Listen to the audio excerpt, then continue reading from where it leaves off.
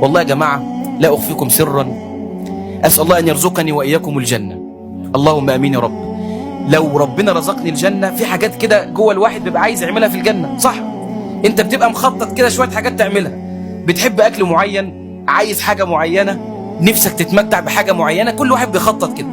من الحاجات اللي ناوي أعملها إن شاء الله لو ربنا رزقني الجنة، أن أقبل قدم أبي بكر الصديق يوم القيامة. ليه؟ على الموقف ده بقول لك الأعصاب ملتهبة، وسيدنا عمر مخرج السيف والجو مضطرب تماما. أنا عايز أسأل أبو بكر، كيف ستثبت هؤلاء؟ كيف ستثبت كل هذه الأمة بعد موت النبي صلى الله عليه وسلم؟ هل ستقرأ عليهم القرآن الكريم كله؟ لا، لأن من مميزات القرآن إن آية واحدة تثبت أمة بأكملها. تعرف سيدنا أبو بكر يعمل إيه؟ انتزع أبو بكر آية واحدة فقط من آل عمران، قال لهم أنا عايزك تسمع الآية بأذني قلبك وتفاعل معها المناط يعني إيه؟ إن أنت تنزل الآية دي على الواقع. شفت أنت الجو اللي أنا حكيته ده؟ قال أبو بكر وما محمد إلا رسول قد خلت من قبله الرسل فإن مات أو قتل انقلبتم على أعقابكم ومن ينقلب على عقبيه فلن يضر الله شيئا وسيجزي الله الشاكرين. عارف سيدنا عمر يعمل إيه؟ نظر إلى أبي بكر وقال يا أبا بكر، هذه الآية في كتاب الله؟ الآية اللي انت قلتها دي في المصحف؟ قال نعم يا عمر. تدرون ماذا حدث لعمر؟ ذهب روعه واطمأن وسكن فؤاده وسكت. تعرف السيدة عائشة بتقول ايه؟ بتعقب على هذا الموقف بكلمة تخلع قلبي من أحشائه. بتقول ايه؟ الحديث في البخاري، قال لقد بصر، والله العظيم أنا ممكن أقعد في كلمة بصر دي المحاضرة كاملة. لقد ايه؟ بصر أبو بكر الناس وعرفهم الحق الذي عليهم. يعني ايه بصر؟ بصوا يا جماعة، القرآن ده من أسمائه بصائر. مين يجيب الآية؟ قد جاءكم ايه؟ بصائر من ربكم. المقصود بالبصائر ايه؟ القرآن. بصائر دي جمع ولا مفرد؟ مفردها ايه؟ بصيرة. البصيرة الواحدة، مش بقول لك البصائر، بصيرة واحدة فيها صلاحيات ان هي تخرج الأمة من الظلمات إلى النور. دي بصيرة واحدة، فما بالك بالبصائر؟ لذلك هي بتقول لقد بصر أبو بكر. انت عارف سيدنا عبد الله بن عباس ابن عم النبي صلى الله عليه وسلم رضي الله عنهما بيقول جملة عجيبة قوي، بيقول ما من أحد في المدينة إلا وأخذ يتلو هذه الآية يثبت بها نفسه.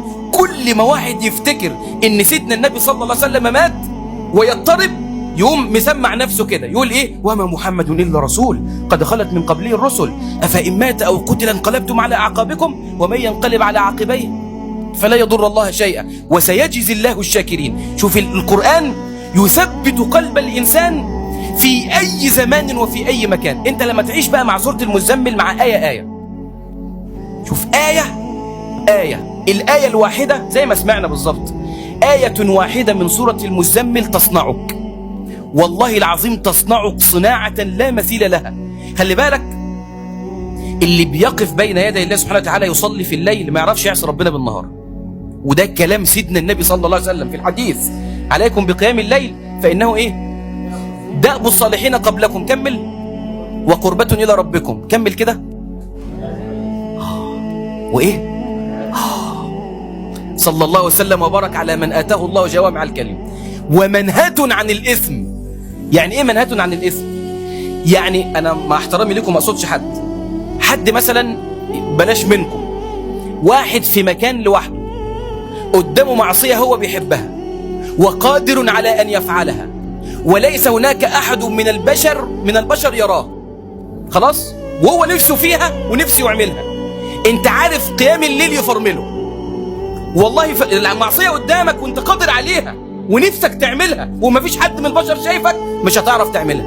ليه؟ قيام الليل يمنعك، كما قال النبي صلى الله عليه وسلم قيام الليل منهاة عن الإثم. اللي بيصلي بالليل يا جماعة ما يعرفش يبص لواحدة متبرجة بالنهار، مش هيعرف. وجرب انت المسألة دي، اللي بيصلي بالليل مش هيعرف يقعد في مجلس غيبة ونميمة. اللي بيصلي بالليل مش هيعرف ينصب على حد. اللي بيصلي بالليل ما يعرفش يمشي مع صحبة سوء في النهار. شوف ايه اللي ملوش ليل ملوش نهار، والعكس برضه اللي ملوش نهار ملوش ليل. على مذهب ابن الجوزي وابن رجب الحنبلي ان الله سبحانه وتعالى ينادي على جبريل ويقول اقم فلانا وانم فلانا. لا تعصيه بالنهار يقيمك بالليل. لا تعصيه. في واحد قال الحسن البصري، لو انا قست كلامه في القرن ال21 كأن الراجل بيقول للحسن ايه؟ بيقول له يا ابا سعيد انا بظبط المنبه وبتوضى قبل ما انام وبظبط طست الميه عشان اقوم اتوضى وما بتقلش في العشاء وبنام بدري ومش عارف اصلي بالليل. مش عارف اصلي بالليل يا ابا سعيد، بظبط المنبه وبنام بدري ما بتقلش في العشاء وبنام على وضوء، مش عارف اصلي بالليل. تعرف الحسن قال له ايه؟ قال له قيدتك ذنوبك. قيدتك ذنوبك. ذنوبك دي متقلاك. ذنوبك. لذلك انت اظبط النهار بتاعك هتلاقي الليل بتاعك مظبوط، اظبط الليل بتاعك هتلاقي النهار بتاعك مظبوط. هي ايه نسبه يعني هي متعلقه ببعضها البعض. تعرف الحسن البصري انا بحبه جدا، ابو سعيد شاف 130 من الصحابه. الحسن البصري عاش في كنف علي بن ابي طالب وزيد بن حارثه وتعلم من علم الصحابه. على فكره يا جماعه الحسن البصري سيدنا عمر بن الخطاب رفع ايده كده ودعا للحسن البصري. الحسن البصري كان عنده 2 سنين، كان طفل صغير. الحسن البصري تعلم من علم الصحابه. مجموعه من الدعاء، والله اسمعوا الاثر ده، اثر جميل جدا يا دكتور. مجموعه من الدعاء قابلوا الحسن البصري في الطريق كده، فبيقولوا له ايه؟ بيقولوا له يا ابا سعيد ما لنا ندعو الناس ولا يستجيبون وانت اذا وعظتهم وحدثتهم يستجيبون لك. ليه؟ تعرف الحسن يقول لهم ايه؟ قال لهم لانكم تدعونهم بالنهار. يعني ايه تدعونهم بالنهار؟ يعني عندك خطبه جمعه بتروح تقولها وبتنزل من على المنبر تروح تشرب الشوربه وتنام. بتاخد خطبه جمعه بتقول موعظه في مسجد، المهم انت بتدعو الناس بالنهار. عمل حلو وكويس. قال لانكم تدعونهم بالنهار اما نحن فندعوهم بالنهار وندعو لهم بالليل. شفت قيام الليل؟ قيام الليل مهم جدا والله العظيم يا جماعه. ينفع اسال سؤال كده؟ في حد فيكم بيخطب الجمعه؟ جميل جميل، ربنا سبحانه وتعالى يسددك ويوفقك يا رب العالمين. ايه رايك يوم الخميس؟ طبعا انت بتبقى غرقان في التحضير، صح؟ غرقان في التحضير، عمال تجيب الايه والحديث المهم وانت بتحضر كده وانت قاعد قدام الورق، انا عايزك تجيب الورق كده على جنب وتقوم تتوضى وتلبس اشيك حاجه عندك. يا شيخ احمد انا عندي بكره تحضير، عندي خطبه عايز احضر. انا عارف، اسمعني بس يا عم، خدني على قد عالي. سيب الورق كده على جنب وقوم اتوضى والبس شيك جدا وتعطر. خلاص البس اشيك حاجه عندك لانك ستقف بين يدي الله سبحانه وتعالى. وعايزك تصلي ركعتين، واول ما تسجد عليك ان تدعو الله سبحانه وتعالى للناس اللي انت رايح تخطب عندهم الجمعه. تقول له يا رب انا رايح اخطب بكره في المسجد الفلاني، يا رب الناس اللي هناك افتح لي قلوبهم يا رب، يا رب وفقني وسددني يا رب العالمين، اللهم اخرج مني ما يرضيك عني، يا رب ثق على لساني بما ينفعهم بما ينفعني وينفعهم يا رب العالمين. تفضل تدعي لهم. تيجي تاني يوم لو قلت اي حاجه على المنبر، لو قعدت تخبط في العناصر، الناس قاعده قدامك قلوبها مفتوحه. من الذي فعل لك ذلك؟ الله. عملت الكلام ده امتى؟ بالليل. بالليل يا ايها المزمل قم الليل، قم صلي بالليل. انت عارف في السوره دي ربنا سبحانه وتعالى سيلقي على النبي صلى الله عليه وسلم قولا ايه؟ ثقيلا. صلوا على النبي صلى الله عليه وسلم. تخيل كده لو جبت واحد فيكم وقمت جايب له شويه رز وقمت حاطه عليه شويه رز، حاجه تقيله، وفضلت ماشيه طول النهار في الشارع وهو ماشي شايل الحاجه التقيله. هو بيبقى عايز يروح البيت عشان يعمل ايه؟ يعمل ايه بالليل؟ يرتاح. عشان ايه؟ ينام. لا، ربنا قال له لا، احنا سنلقي عليك قولا ثقيلا بس روح بالليل. قوم. مسؤوليه ضخمه جدا لغايه ان انت من عظم المسؤوليه، وانا واثق ان الدكتور حازم بيمر باللي انا هقوله ده، من عظم المسؤوليه الملقاه على كتفك ما انتش قادر تقول لربنا يا رب خفف حملي. محروج. ربنا وضعك في وضع ما انتش قادر تقول له يا رب خفف حملي، امال تقول له ايه؟ قوي ظهري عشان ابقى على قدر المسؤوليه يا رب العالمين. انتوا عارفين يا جماعه ان على كوكب الارض 8 مليار شخص وبقوا زياده دلوقتي. عارف منهم كم مسلم؟ 1,000,700,000 مسلم فقط. الله سبحانه وتعالى خلقك وجعلك من هذه الفئه القليله فقولوا الحمد لله على نعمة الإسلام. الله عز وجل يا جماعة خلقنا مسلمين ولم ندفع شيئا ولم نطلب منه ذلك، بل اصطفاك واختارك أن تكون على درب النبي صلى الله عليه وسلم. ده اصطفاء جوه اصطفاء جوه اصطفاء. يا سلام. نسأل الله سبحانه وتعالى ألا يحرمنا الدعوة إلى الله، اللهم أمين رب العالمين، وأن يسددنا وأن يوفقنا. فجميل جدا إن أنت لما تتعامل مع سورة المزمل وأنت شغال في الدعوة إن أنت تدعو للمدعو في قيام الليل. جاء في دماغي حاجة مش عارف أحكيها ولا لأ، ده عايزة نية دي.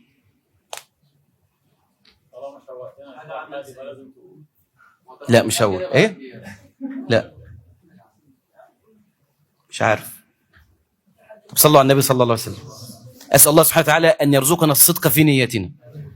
موقف ده جماعه موقف شخصي معي انا، ما قراتوش في كتب. والدي رحمه الله عز وجل عليه ما كانش ملتحي. انا نفسي ان هو ايه، بس انا مش قادر اكلمه، مش قادر. يعني انا اقول لك ايه، انا يعني حته منه من والدي يعني انا لو جيت اقيس بيني وبين والدي حاجه كبيره جدا. انا اقعد معاه واقول له يا ابي واكلمه في مش قادر بالفعل. انتوا حاسين بيا؟ والله ما قادر اكلمه عن اللحيه. فما وجدت الا الليل. وخلي بالك ناشئه الليل، بعض الناس مفكر ان قيام الليل صلاه بس، والله ما حصل. ده أي عمل ينشأ في الليل يعد قياما لليل غير الصلاة. يعني مش لازم ان انت تقوم تصلي، لا ممكن تقوم والمستغفرين بالأسحار. هو ربنا قال والمستغفرين المصلين بالأسحار؟ لا، المستغفرين بالأسحار. ممكن تقوم تقرأ القرآن بالليل من غير ما تصلي. ممكن، المهم يعني عبادات كتير. الايه؟ والله يا إخوة والله ربنا يحاسبنا على الكلام ده. انتوا هتتعجبوا جدا بس ربنا يحاسبنا عليه والله. انا قمت بالليل، مش هقول لك بقى قمت بالليل بساعتين ثلاثه، والله ما حصل. ده هو انا قمت قبل الفجر بربع ساعه، ب15 دقيقه. انا اتوضيت كده وصليت ركعتين وسجدت كده بكلم ربنا، يعني بقول له يا من تنزه عن الشريك ذاته، يا من تقدست عن مشابهه الاغيار صفاته، يا من انت بالبر معروف وبالاحسان موصوف، انت معروف بلا غايه وموصوف بلا نهايه، انت الواحد لا من قله وأنت الحي لا من علة، أول بلا بداية وآخر بلا نهاية، كل شيء قائم بك، كل شيء خاضع لك، يا عز كل ذليل، يا قوة كل ضعيف، يا غنى كل فقير، يا مفزع كل ملهوف، من تكلم سمعت نطقه ومن سكت علمت سره. وأنا بقول إيه؟ هو أنا دعيت ربنا لسه؟ أمال بعمل إيه؟ أنت عارف عمرك شفت واحد شحات داخل على واحد ثري وقام عامل له إزاي؟ يلا طلع لي 1000 جنيه من الدرج خليني امشي انا مش فاضي. يخش يقول له كده؟ امال بيخش يعمل ايه؟ يقول له ده خير حضرتك مغرقنا والله، ده احنا عايشين في خيرك والله يا باشا، والله العظيم ده شخبطه اولاد سعادتك تخطيط لمستقبل الامه. ويقعد ايه ينفخ فيه ويمدح فيه، وبعد كده يقول له ايه؟ حاجه لله ولله المثل الاعلى. اثنى على ربك، عليك بالثناء مع رب العالمين بقدر استطاع. مش لازم تقول لي ان انا قلته ده خلاص. وبعد كده صلى على النبي صلى الله عليه وسلم. قمت قايل لربنا ايه؟ والله العظيم زي ما بقول لك كده، قلت له يا رب انا نفسي اشوف ابويا زي سيدنا النبي صلى الله عليه وسلم، بس مش عارف اقول له ايه. يا رب انا اعلم وعارف كويس جدا ان قلب والدي بين اصبعين من اصابعك. يا رب اسالك باسمائك الحسنى يا رب العالمين ان تخلي والدي يلتحي. والله العظيم زي ما بقول لك كده. المهم انا خرجت خلصت الدعاء. ليه خلصت الدعاء؟ ليه؟ سمعت اذان الفجر. يعني بقول لك اللحظات اللي قبل الفجر نزلت اصلي الفجر وطلعت نمت زي الخشبه. نمت، بص غطيت في النوم. والدي رحمه الله، شوف قيام الليل بيعمل ايه. هقول عادي يعني، والدي رحمه الله كان متزوجا امرأتين. في اليوم ده هو كان عند زوجته الثانيه، وزوجته الثانيه دي انا اقول لوالدتي انا رايح ابات هناك يا امي، تقول لي اتفضل يا احمد. اول ما اخش عليها البيت اقبل قدمها من تحت. زوجة والدي الثانيه دي قوامه صوامه، بحبها جدا رحمه الله عليه. ماتت ووالدي مات. المهم في اليوم ده اصلا ابويا ما ينفعش يجي. انا نايم بقول لك بعد ما دعيت الدعوتين وصليت الفجر وطلعت نمت خلاص، والله هذا حدث. لقيت والدي نزل من هناك من البيت، مش هقول لك بقى كان معانا في البيت، لا، وهو اصلا ميعاده ان هو ما يجيش الوقت، نزل من بيته وقام جاي عند والدتي، خبط عليها، دخل، طلع لي على السرير وصحاني الصبح. مش هقول لك مثلا بعدها ب3 4 شهور، وبيبص لي، فانا بقوم ببص له، قال لي ما ينفعش. قال لي ايه؟ قال لي ما ينفعش. فالمهم انا قايم مش فايق بقى، انا بحلم. ابي حضرتك عندنا؟ قال لي ايوه ما ينفعش. فالمهم انا خلاص انا في اليقظه، قلت له خير يا ابي، في مشكله؟ انا هقول لكم والله بنص الكلام اللي قاله. قال لي ما ينفعش ان الشيخ احمد العزبي يبقى ملتحي وابوه مش ملتحي. والله العظيم هذا حدث. تاني يوم الصبح على طول. لذلك انا بقول لك انا متردد احكي، بس بص. تدعي لنا يا شيخ. والله ثم والله انا متردد جدا، بس انا لما احكي لكم حاجه انا عشتها بكياني، وربنا يحاسبنا على الكلام ده. انت عارف لما والدي مات رحمه الله، انت عارف لما التحى عشت جنه الدنيا معه. يا سلام، كنت كأن ربنا سبحانه وتعالى بيديني درس عملي. في واحد انت مش عارف تكلمه، قوم ادعي بالليل وانا اهديهولك. الهدايه من الله سبحانه وتعالى. والله لن تستطيع، والله انت لا تملك الهدايه لنفسك. شوف ابني براء مش عارف هو راح فين. انا لا املك الهدايه لابني، لا املكها. من الذي يملكها؟ رب العالمين، فعليك به جل في علاه. المهم، وانا لما والدي رحمه الله توفاه الله مات ليله الجمعه. سبحان الله العظيم، كان في جنازه وصلى العصر ومشى في الجنازه ورجع، صلى المغرب ومشى في الجنازه ورجع، وقعد في البيت كده وبيقول والدتي مش عارف هاتي لي ايه كده. المهم راحت جابت له، رجعت لقيته مات كده. اسال الله سبحانه وتعالى ان يرحمه. وانا بغسله بخلل الميه من لحيته، في لحيته هو ميت كده على خشبه الغسل، فانا جايب الميه عمال ايه اغسل له لحيته. وانا بغسل له لحيته افتكرت ايه؟ افتكرت الموقف بتاع بالليل، ان انا قمت اطلب من رب العالمين، يا رب يا رب، في الليل يا رب، انا مش عارف اكلم ابويا، مش عارف اقول له كلمتين على بعض، يا رب قلبه بين اصبعين من اصابعك، فالله عز وجل قد هداه. فالانسان يا جماعه لا يترك الليل ابدا. قيام الليل شرف المؤمن. تعرف في بعض العلماء قالوا حاجه عجيبه قوي. يعني انا مثلا بقول لك في بعض الناس مش قادر يقوم يصلي بالليل. مش وارد ان انت ممكن تقلق بالليل وتبص في الساعه لسه على الفجر ربع ساعه؟ مش ده وارد؟ انت بتعمل ايه؟ ناس كتير مننا وانا اولكم بقوم لسه ربع ساعه، اما ايه انام الربع ساعه لغايه ما ياذن. لا انا مش عايزك تنام. طب يا شيخ انا مش قادر اقوم اصلي. والله ما عايزك تصلي، ده انا بقول لك في حاله ان انت مش قادر تقوم لعظمه هذا الليل. عظيم جدا اللحظات دي، عظيمه جدا. فانت نايم مش قادر تقوم تتوضا، ما تتوضاش. يا شيخ مش قادر اقوم اصلي، ما تصليش. مش قادر ادعي ربنا، ما تدعيش، بس ما تنامش. ليه؟ انت عايز نعمل ايه؟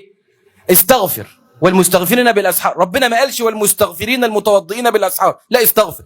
طب يا شيخ انا مش قادر استغفر، اقول لك تعمل ايه؟ ارفع ايدك وقول له انا، بس قولها من قلب قلبك وانت نايم على السرير. ارفع ايدك كده. ده انا بقول لك في حاله لو انت ميت خالص مش قادر تقوم، ارفع ايدك وتقول له ايه؟ انا يا رب. ايه انا يا رب دي؟ مش رب العالمين يتنزل نزولا يليق بجلاله وكرمه ويقول هل من داع فاستجيب له؟ انا يا رب. هل من مستغفر فاغفر له؟ انا يا رب. هل من طالب حاجه فاقضيها له؟ انا يا رب. هل من تائب فاتوب انا يا رب. فانت تقول له انا. قيام الليل يا جماعه، قيام الليل ده مدرسه الاخلاص. عايز تبقى مخلص؟ قوم صلي بالليل. العلماء اجمعوا قالوا قلما تجد في الليل منافقا. المنافقين دول مش هتلاقوهم بالليل، ده المنافقين اصلا مش هتلاقوهم في الفجر. النبي صلى الله عليه وسلم يقول اثقل الصلاه على المنافقين العشاء والفجر. هو المنافق هيقوم يصلي بالليل؟ ده ما بيصليش الفجر، هيقوم يصلي بالليل. فانت اذا اردت ان تخلص وان تحقق هذا الاخلاص فعليك ايه؟ عليك بقيام القوم صلي بالليل. الليل يا جماعه، صلوا على النبي صلى الله عليه وسلم. قبل ما اختم هقول لك جمله كده وعايزك تحفظها مني. قول كده ورايا: اتخذ الله وكيلك. المدعو على طول هيجيلك. ليه؟ لأنه هو رب المشرق والمغرب. الآية دي تصنعك. الآية دي عيش معاها بالليل. ربنا قال ايه؟ رب المشرق والمغرب لا إله إلا هو فاتخذه وكيلا. يعني ايه رب المشرق؟ كأن ربنا بيقول لك أنا كل اللي بين المشرق والمغرب بتاعي، حاكم متحكم فيه، هو الذي يتحكم في كل حاجة جوه المشرق والمغرب، فاتخذه وكيلا. لو اتخذت الله سبحانه وتعالى وكيلا، ربنا سبحانه وتعالى سيوفقك مع المدعو، لأن انتوا شغالين في الدعوة يا جماعة. أنت يعني أنت مسلم، إذا أنت إيه؟ إذا أنت داعية. شوف كيف تكون مؤثرا وفعالا في الآخرين، كيف تكون مؤثرا في مجتمعك. ازاي لما تكلم واحد يبقى كله آذان صاغية عليك بالليل. انتوا عارفين صلاة الليل دي، صلاة الليل زي ما نسمع في المزمل، أنا يعني إيه أشبهها بالعطر. انتوا عارفين الحال؟ انت عايز تكون موفقا، لازم يبقى بينك وبين ربنا حال من العبادات. يعني ايه؟ شوف، بالرصيد اكيد هتعيش سعيد. ايه الرصيد؟ اعمالك من الصالحات بين رب الارض والسماوات. ان انت يكون بينك وبين ربنا حال. انتوا عارفين يا جماعه، نتخيل كده لو واحد فيكم النهارده طلبت معاه الساعه 3 بالليل ينزل البحر، ما تتخيل يعني، فقام راكب مركب كده، وعبال ما وصل بقت الساعه 3:30 بالليل، فخرج حوت. احنا بنتخيل خرج حوت فالتقمه، ما مضغوش بقى، لا بلعوا على طول كده. خلاص الراجل اللي جوه الحوت بقى يعمل ايه؟ ضرب مرشدير كده وقام نازل في اعماق البحر. الساعه كام يا جماعه؟ الساعه 3:30 بالليل. الراجل ده عشان ينجو، مفيش بقى شبكه فودافون ولا اتصالات ولا موبينيل تحت، عشان ينجو لازم يبقى معاه رصيد وحال مع رب العالمين. مين اللي حصل له كده؟ سيدنا يونس كان معاه حال. ربنا سبحانه وتعالى قال ايه؟ فلولا أنه كان من المسبحين، يحصل ايه يا رب؟ للبث في بطنه إلى يوم يبعثون. الرصيد بتاع التسبيح اللي معانا نجاه. انتوا عارفين فرعون هو بيبقبق يعني ايه؟ دي الكلمة دي على فكرة واردة على ألسنة كثير من الناس. يعني ايه بيبقبق؟ بيغرق. انا عايزك تتخيل واحد بينزل تحت المية يشرب مية ويطلع، بص عمال يخرج مية ويشرب، بيغرق. واحد بيغرق. فرعون عنده رصيد من الأعمال الصالحات؟ لا، هو بيطلع رقبته كده قال ايه؟ آمنت أنه لا إله إلا الذي آمنت به بنو إسرائيل، خلاص أنا آمنت. ربنا قال له ايه؟ الآن وقد عصيت قبل وكنت من المفسدين. انت ما فيش معاك حال، انت ما فيش معاك رصيد، هتغرق. فالداعية اللي معاه رصيد الله سبحانه وتعالى يوفقه. الحال ده زي العطر. وبهذا أختم. الشيخ قال لي الساعة 6:10 بالظبط، الساعة 6 كتير. لا جميل، الالتزام. الحال زي الايه؟ حالك مع ربك كعطرك على ملابسك. يعني ايه يا جماعة؟ يعني ايه حالك مع ربك كعطرك على ملابسك؟ صلوا على النبي. انت حاطط عطر، خلاص، عطر حلو كده، ريحة حلوة، وداخل تكلم واحد عن رب العالمين، داخل بتكلمه. هل انت مطلوب منك ان انت تقول له على فكرة انا قبل ما اجي لك دهن عطر؟ مطلوب منك انت تقول له كده؟ لا حبيبي حسين، سهل هنا والله. حبيب قلبي الله يبارك لك يا رب. هل انت مطلوب منك وانت داخل بتكلم واحد وانت دهن عطر، مطلوب منك انت بتقول له على فكرة انا دهن عطر؟ مطلوب منك كده؟ لا. امال هو ايه؟ هو شامم العطر عليك من غير ما انت تقول له. هو ده الحال بالظبط مع الداعية اللي بيصلي بالليل. ده حاله بالظبط.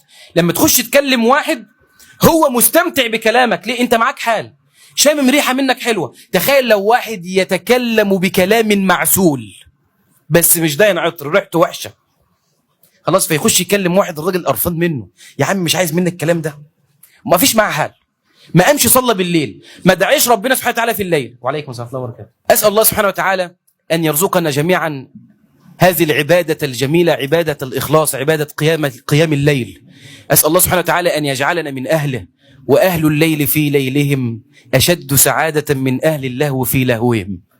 أي والله، أسأل الله سبحانه وتعالى أن يمن علينا بهذه العبادة وأن يعيننا عليها. قولوا أمين. وأسأل الله سبحانه وتعالى أن يبارك في شيخنا فضيلة الدكتور حازم شومان. والله يا جماعة أنا قبل ما أختم عايز أقول حاجة، بس هو يأذن بس الدكتور حازم ممكن يزعل من الكلام ده.